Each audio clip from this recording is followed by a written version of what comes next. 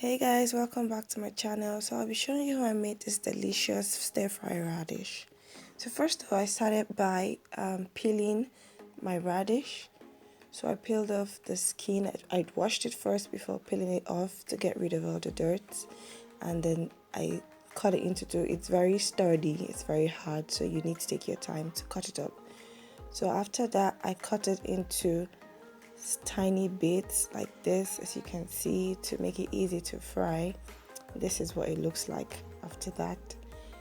And next up, I did the same to my carrots. I also sliced it like the radish as well.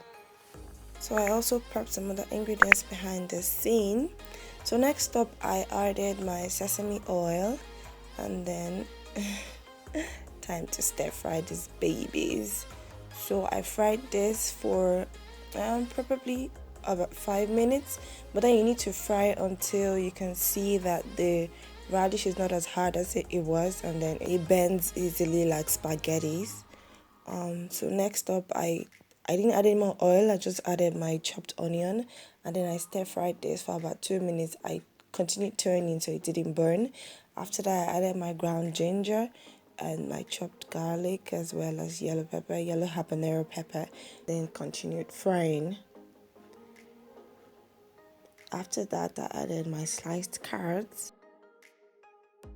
and I stir fried this for a couple more minutes, and I added my diced cooked chicken. This is leftover chicken from my kitchen, guys, so you can add if you have or not. So after that, I added my Daikon radish, and then add a bit of salt and some black pepper, and then I stirred thoroughly to combine both ingredients.